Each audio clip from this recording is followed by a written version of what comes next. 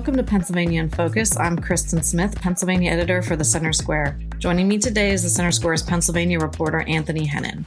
Governor Josh Shapiro's first budget proposal included tax revenues from legalized adult use sales for cannabis. Anthony spoke with some legalization advocates who expressed some hesitance about Shapiro's proposal, which includes a 20% wholesale tax that we would use revenues to fund the budget and other services in Pennsylvania. Can you tell us more, Anthony, about why advocates are concerned about this? Generally, advocates are, very excited to see that Shapiro has this in the budget. In the first place, when you're looking at his proposed budget and the timeline here, you would start seeing revenues coming in fiscal year 24-25. That would mean Pennsylvania would need to get some form of legalization through by the end of this year, which could be a bit of a difficulty, but so it is. Essentially, the biggest concern here is a high tax rate. That 20% tax on wholesale prices gets passed on to consumers.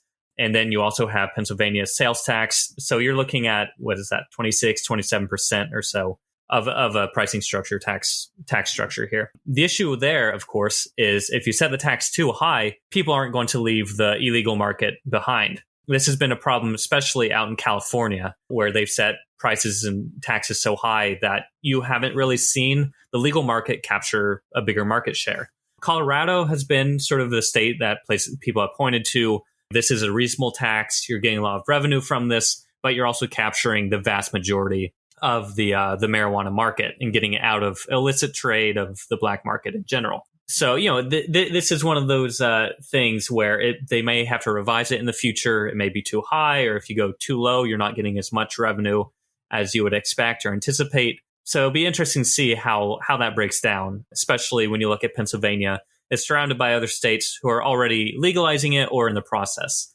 New York, New Jersey, Maryland legalized recreational use in 2022, and Delaware just approved a legalization bill in the House.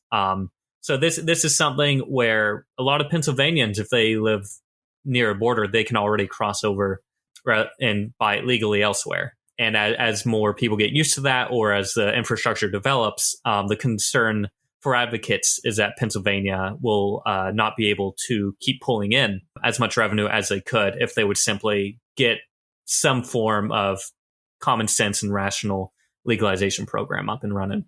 Well, and as you alluded to earlier, we have a new dynamic this session because we have Democrats in control of the House and Democratic Governor Josh Shapiro, and we have a Republican-controlled Senate. And the Republican-controlled Senate is historically where we would have holdups regarding this policy. Now that there were attempts in years past, bipartisan attempts to legalize adult use in some way, often with a social justice component to erase nonviolent drug charges from criminal records, things of that nature. I know that the IFO also has come out with multiple reports that suggest tax revenues from this could be as high as $1 billion.